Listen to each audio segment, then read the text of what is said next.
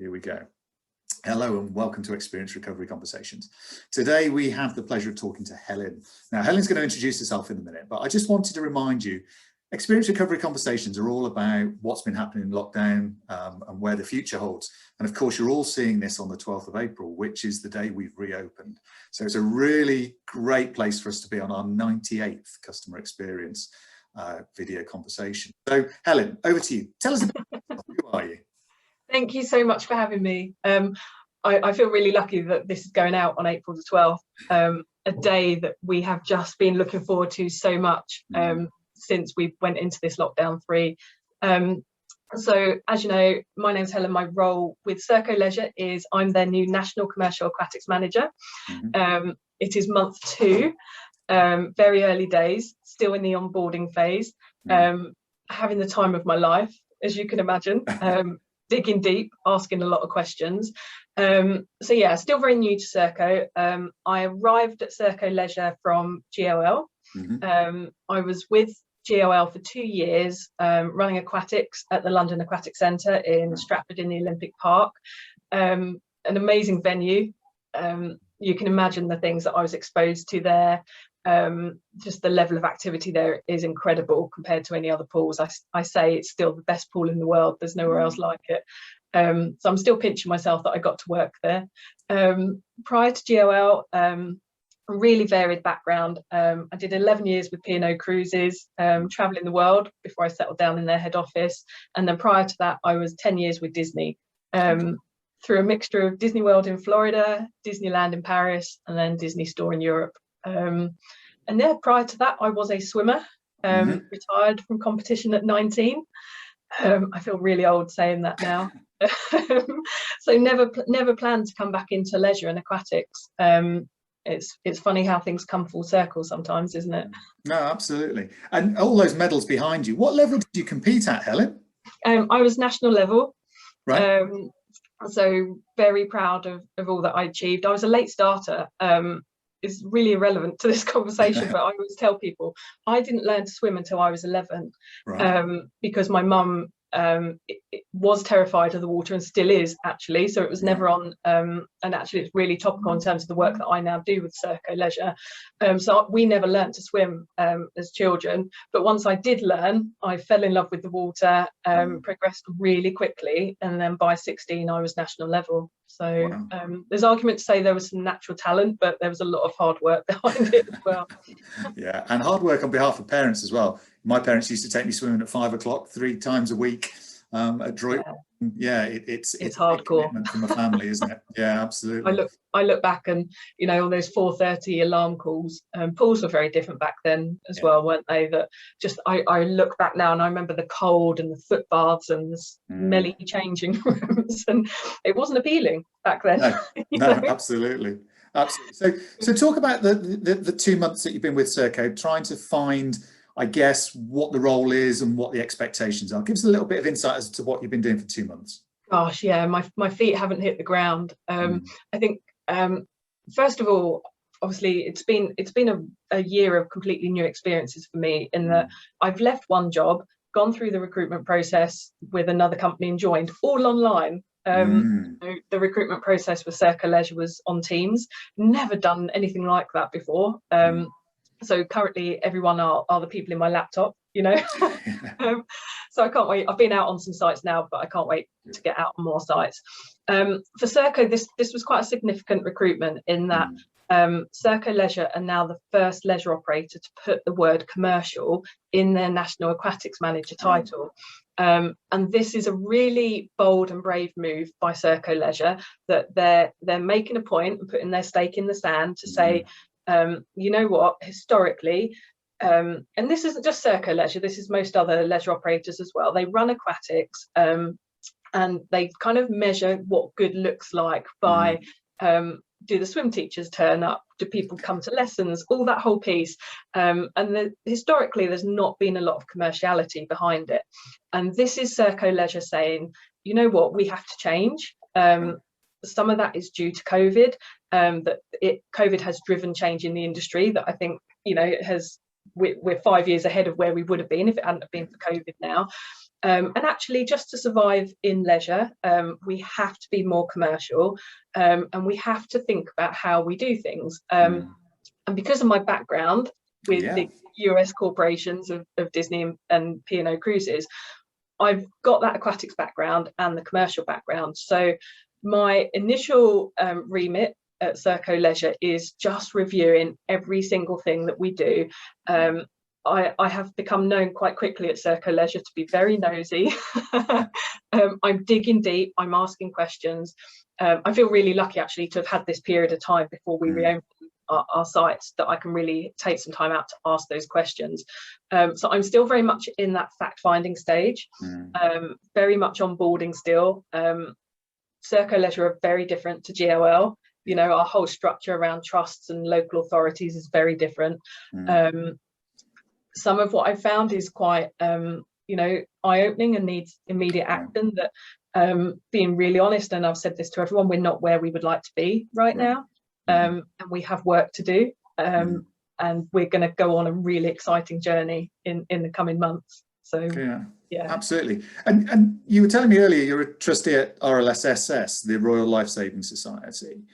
Yeah. How does that piece around the ability to swim, drowning prevention, confidence in water from the RLSS also work hand in hand with what you're doing from a Learn to Swim program point of view? Yeah, I think the two work really well together. Me getting my trustee role with the RLSS actually happened last October, just before lockdown too. So another reason why the last 12 months has been quite incredible for me. My main driving force to wanting to be a trustee with the RLSS was around that passion for drowning prevention and water safety education, that we have now over a year's worth of children that have missed out on, whether that's school swimming up until the end of year 6, or even just that water safety training that often happens in schools or at home or whatever. It genuinely keeps me awake at night around this whole generation of children who have missed out on that education and that swimming lesson piece. And actually, so many of us in this industry have shared goals around that, but most of us who work in aquatics do it because we care about that water safety aspect, as well as wanting people to take up an aquatic activity for the rest of their life and be it, you know, sport for life and that whole piece. I can't articulate enough the work that we now have to do. It's not about catching up those children, it's so much more than that. And we have a significant piece of work to do, and it will go on for years now to make sure we capture those children. We're certainly building plans with the RLSS around how we do that. But you know, what historically was a drowning prevention week annually, that's not going to be enough anymore. You know, our Learn to Swim product at Serco Leisure will have to change as a result of COVID, in that we need a much greater focus on that water confidence, water safety piece. So much so that I'm actually delivering some restart training to my aquatics teams this week around what do those first swimming lessons look like when we reopen from next week. We know many children will have regressed those skills, but actually we're just going to take some time out to work on water safety, that whole water confidence piece, to assess where we're really at. I've not seen lessons at Serco Leisure yet. I was with GOL before the last lockdowns. What we saw with the children at GOL, their skills had regressed, and it kind of took about 6 to 8 weeks to get them back to that standard they were at before. And I suspect we'll be in a similar situation, if not worse, this time.